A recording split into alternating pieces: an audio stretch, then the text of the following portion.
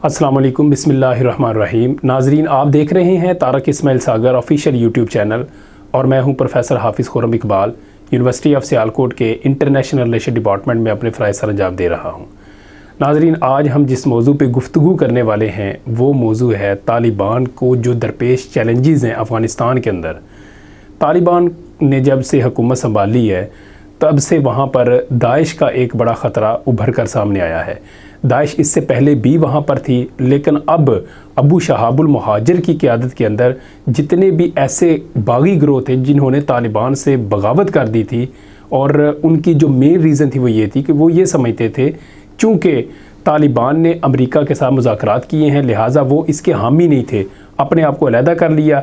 अबू शहाबुल मुहाजिर ने इस बात का फ़ायदा उठाया और उनको अपने साथ मिला लिया। इस वक्त जो उनकी तादाद है उसके ऊपर भी हम गुफ्तगू करेंगे। दाइश आई कहाँ से है और तालिबान के साथ इसका मुकाबला किस वजह से है, और अफ़गानिस्तान में इसने कब से अपनी जड़ें मजबूत करना शुरू कर दी हैं और इसके अहम मराकज़ कहाँ पर हैं। अब आगे काउंटर टेररिज्म पॉलिसी क्या होगी तालिबान की, इन सारी चीज़ों को हम ज़ेरे बहस लाएंगे अभी। तो सबसे पहले मैं आपको ये बताता चलूँ कि तालिबान को इस बात का अंदेशा था और ख़तरा भी था कि अमेरिका के जाने के बाद अगर हमें सबसे ज़्यादा किसी का चैलेंज उभर के सामने आ रहा है हमारे सामने तो वो दाइश होगी, क्योंकि शमाली इत्तेहाद से भी वो निपटना जानते हैं। इसी तरह जो बागी गिरोह हैं या उनकी जो अंदरूनी कशमकश है उसके ऊपर भी उन्होंने मुकम्मल कंट्रोल हासिल कर लिया, लेकिन सिर्फ एक दाइश का मसला रह गया था। इसी वजह से जब TTP के और अपने उन्होंने कुछ अहलकारों को, कैदियों को जेलों से रिहा किया तो दाइश के लोगों को रिहा नहीं किया। उनका जो अबू उमर खुरासानी था उसको घसीट के जेल से बाहर लाया गया और वहाँ पे उसको कत्ल किया गया। यानी दाइश के लिए किसी किस्म का वो नरम गोशा नहीं रखते अफ़गानिस्तान में। दाइश ने अपनी कार्रवाइयाँ तेज़ करना शुरू कर दी। किस तरह से तेज़ की? सबसे पहले उन्होंने काबिल एयरपोर्ट के ऊपर अटैक किया, उसके बाद यके बाद दीगरे उन्होंने एक महीने के अंदर 3 बड़े बड़े हमले किए जो मस्जिदों में किए, जिनमें एक जुम्मा के दौरान 40 से 46 अफराद शहीद हुए और कुछ ज़ख्मी हुए। अगले जुम्मा में 50 के करीब लोग शहीद हुए और ज़ख्मी हुए। इसी तरह उन्होंने इसमें किसी किस्म की रायत उनको नहीं दी, लिहाजा अब ऑपरेशन करना तालिबान के लिए बड़ा ज़रूरी हो गया था। काबुल के अंदर जितने भी उनके स्लीपर सेल थे वो सारे इन्होंने ख़त्म किए, इनको अच्छे तरीके से ठिकाने लगाया दाइश के लोगों को। अब हम ये देखते हैं कि दाइश आई कहाँ से है। तो ये 2014 की बात है कि जब शाम और इराक़ के अंदर ये अबू बकर अल बगदादी ने अपने आप को खलीफा डिक्लेयर कर दिया और दाइश की बुनियाद रखी। वहाँ से इनको अफरादी कुव्वत भी मिल गई और इनका मेन मकसद था शाम और इराक़ के अंदर हमले करना। लेकिन बाद में फिर इसी दाइश से मुतासर होकर अफ़गानिस्तान के अंदर एक इसकी बुनियाद रखी गई दाइश खुरासानी के नाम से, और इसका जो पहला लीडर था वो हाफिज़ सईद था कि जो TTP का बड़ा रहनुमा था। उसने वहाँ पर इनकी जो है वो इब्तदा रखी, उसने वहाँ पर आगाज़ किया और उसने भी अपने आप को खलीफा डिक्लेयर कर दिया अफ़गानिस्तान का। लेकिन हाफिज़ सईद बाद में ड्रोन अटैक के अंदर मारा गया। अब 2016 के अंदर इस तंजीम ने बड़े अरूज पे पहुंच गई, तो उस वक्त फिर अशरफ गनी और तालिबान ने, जो अफ़गानिस्तान के तालिबान हैं, इन्होंने प्लान करके वहाँ पे दाइश को कंट्रोल करना शुरू कर दिया और इनके ऊपर यके बाद दीगरे पे दर पे बड़े हमले किए, जिसकी वजह से इनकी जो 6000 कुव्वत थी, अफरादी कुव्वत, वो कम होकर सिर्फ 2000 से 2500 रह गई।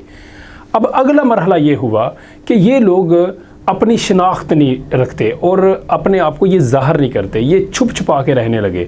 पाकिस्तान में भी इन्होंने आने की कोशिश की, लेकिन अल्हम्दुलिल्लाह पाकिस्तान की फोर्सेस ने इनको पिनपने नहीं दिया और इनको कंट्रोल कर लिया और दाइश का किसी भी किस्म का ख़तरा पाकिस्तान में ना रहा। अब हम ये देखते हैं कि मौजूदा सूरत हाल में अगर जब बात की गई, जो उनके वज़ीर इत्तलात व सकाफ़त है ज़बीउल्लाह मुजाहिद, तो वो ये कहते हैं कि हमने दाइश का 80% जो कंट्रोल है अफ़गानिस्तान के ऊपर या कुछ इलाकों के ऊपर जहाँ पे इनके बड़े अहम मराकज़ हैं, वहाँ पर हमने कंट्रोल हासिल कर लिया है, वहाँ पर हमने अपने कब्ज़े में ले लिया है। उसकी वो रीज़न ये देती है चूँकि अफ़गानिस्तान की आवाम हमारे साथ है और जिस मुल्क की आवाम अपनी हुकूमत के साथ होगी उस मुल्क को ना अंदरूनी ना बैरूनी चैलेंजेस का सामना नहीं करना पड़ता और वो बिल्कुल अपना एक आज़ाद तरीके से वो रहते हैं, उनको किसी किस्म का कोई ख़तरा नहीं होता। तो उन्होंने कहा अफ़गानिस्तान की आवाम हमारे साथ है, लिहाजा दाइश हमें नुकसान नहीं पहुँचा सकती। और अफ़गानिस्तान की जो अवाम है वो तालिबान की हमायती है, वो दाइश की हमायती नहीं है। एक तो ये पॉइंट है। और दूसरी बात ये है कि इन्होंने एक स्पेशल फोर्सेस बना दी हैं कि कि जिनका काम ही सिर्फ ये है कि वो दाइश के ठिकानों की खबर लेकर उनके ऊपर अटैक करें। तीसरे नंबर पे उन्होंने जितने भी सल्फ़ी मसलक के मदरसे हैं या मस्जिदें जो उनके ज़ेर एहतमाम चल रही हैं, क्योंकि उनका ये ख़दशा है कि ज़्यादातर दाइश के अंदर सल्फ़ी मसलक के लोग हैं, लिहाजा उन्होंने ऐसे मदारस की निगरानी सख्त कर दी है, जाँच पड़ताल शुरू कर दी है। अब इसमें फिर उन मदारस के लोगों ने या वहाँ के जो उलमा हैं उन्होंने तालिबान की क़यादत से इस बात का एहतजाज भी किया है कि ऐसे इक़दाम से जो नौजवान हैं वो दाइश की तरफ ज़्यादा मुतवज्जो होंगे और आपके बारे में उनके फिर अंदेशे बढ़ते जाएंगे। लिहाजा ये भी एक उन्होंने वहाँ पर तरीका किया है दाइश को कंट्रोल करने के लिए।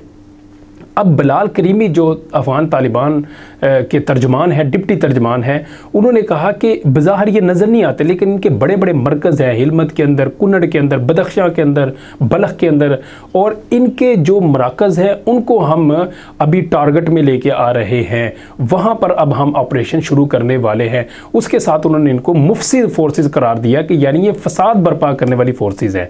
तो ये नाज़रीन मौजूदा सूरत हाल है। वहाँ पर दाइश की ऐसी काउंटर टेररिज्म पॉलिसी अपनाएंगे तालिबान के जिसके तहत वो दाइश को मुकम्मल तौर पे वहाँ पे ख़त्म कर देंगे, ताकि आइंदा, क्योंकि अफ़गानिस्तान के लिए वो बारहा दफ़ा कह चुके हैं कि अफ़गानिस्तान की जो सरजमीन है ये किसी भी दहशतगर्दाना एक्टिविटी में इस्तेमाल नहीं होगी, ना किसी दूसरे मुल्क के ख़िलाफ़ या अपने मुल्क के अंदर ही ऐसी कोई भी हमारी एक्टिविटी नहीं होगी कि जिसमें हमें ये पता चले कि ये दहशतगर्दाना कार्रवाई है। उसके लिए उन्होंने बड़े इक़दाम भी किए हैं। जितनी वहाँ पर लोग हैं उनको कहा कि आप अपना असलहा जमा करवा दें गवर्नमेंट को, और जिन लोगों के पास असलहा है उनको बाकायदा लाइसेंस जारी किया जाएगा।